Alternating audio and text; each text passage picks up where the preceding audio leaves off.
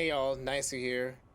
With Wrath of Lich King now dropped, I'm stuck in queue for Grobulus. I still got 190 minutes left after waiting for about 2 hours. So, I know that I said I was gonna do a guide for the BF run on Ret Pali. I just never got around to doing it because I was so caught up with doing PvP and trying to get my gear ready for Wrath. That being said, I still have my alt Ret Pali here and I'm just gonna go quickly through the talents. Nothing too special. The biggest thing about the spec that you're really gonna want is the Art of War. Why? Because it gives you a free heal, no cast. So anytime you crit with any of your melee uh, abilities, you'll be able to get a free heal. But real quick, let's just go right through the talents that I picked. Right here have Benediction. It just reduces the mana of all instant cast spells, which you have Crusader Strike, Divine Storm, and then obviously your judgments. Typically, to be on the safe side, I just like to use Seal of Light. You can use Seal of Command if you want. I just like to play safe. Next we have Improved Judgments, which decreases the cooldown of your judgment spells by 2 seconds, and this is kind of big in case you want to switch back and forth between Judgment of Light to heal up or Judgment of Wisdom to mana up. Now we have Heart of the Crusader, which increases your crit chance by up to 3% if you go 3 points into it. And this is really big because your Art of War is based off how much you crit with your abilities. We have Conviction, which increases the crit chance with all spells and attacks by 5%. Again, this will help you to proc your Art of War. Seal of Command, if you want to go a little bit faster. Like I said, I'm using Seal of Light.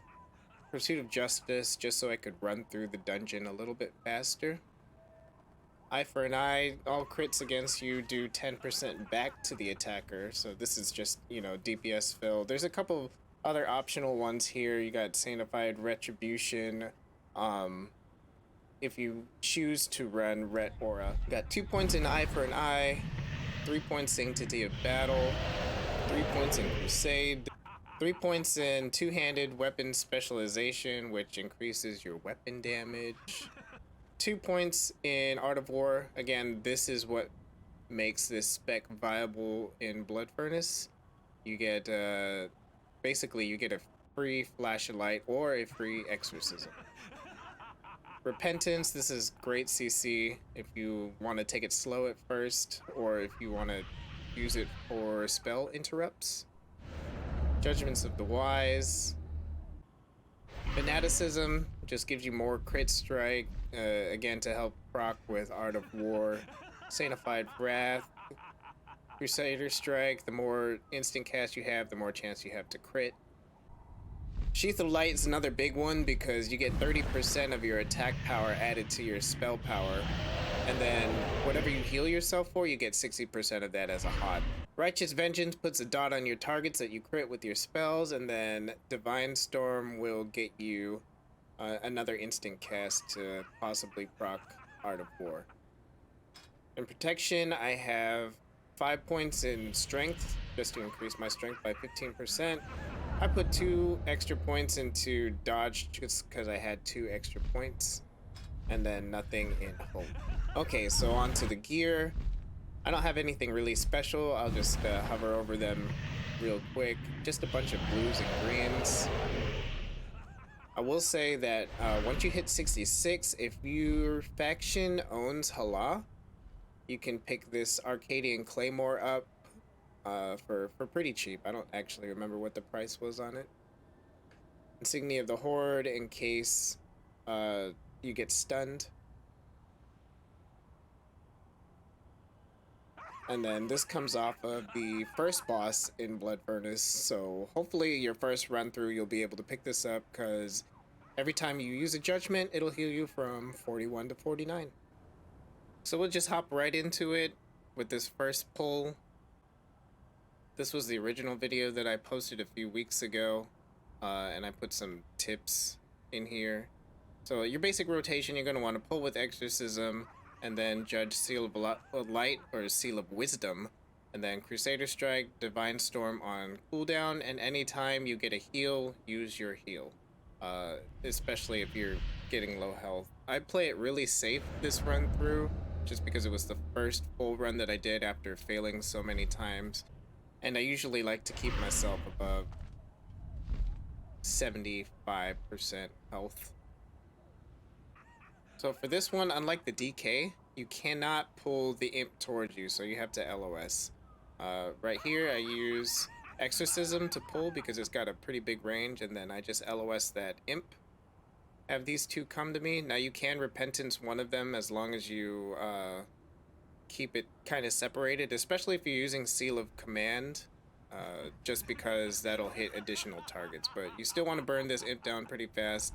If you notice, I kind of forget to heal myself a little bit, which is why I made this weak aura that tells me when I have a free heal. So if you want that, I can link that over to you as well.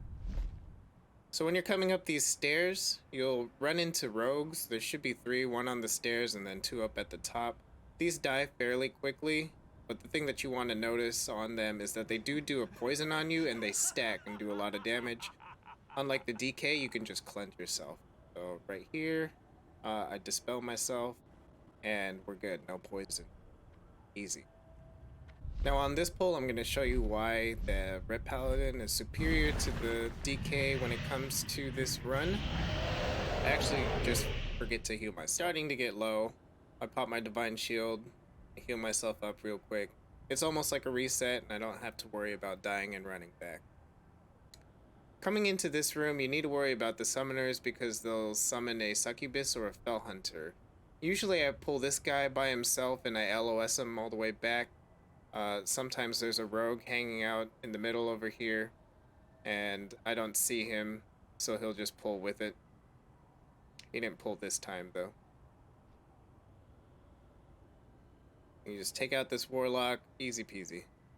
So for this summoner, I'll pull the summoner with Exorcism, and I'll try to focus it first so it doesn't summon the Fell Hunter or the Succubus. You notice I don't really use Consecration because it does take up a lot of mana, and it's just not worth the extra damage, I don't think.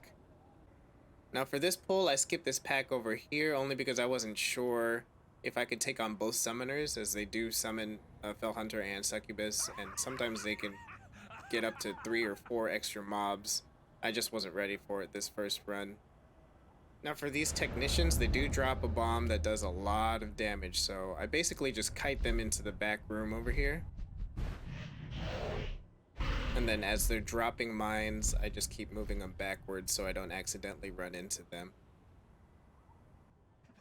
Now they do have a chance to silence you, which is kind of annoying when you're trying to heal yourself, so just be mindful of your health during this pack. So I'm just gonna go ahead and pull the rest of these packs one by one.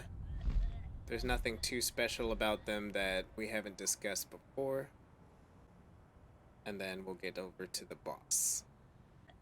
So we finally made it to the boss and we've regened up, and you're gonna basically just treat this as a solo target. Burn all your cooldowns and just make sure that you are keeping yourself up. He does do a knock-up, but the good thing about your free heal is that it's instant. So even if you're running low on health, as he knocks you up, you can go ahead and cast that. And there you have it. First run through and we get the Librum.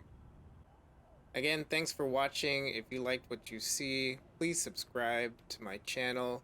Follow me on Twitch for when I do go live. I'm gonna be starting to stream soon. Now that I've got some priorities out of the way and have some extra free time. So yeah, please subscribe and follow. I'll see you next time.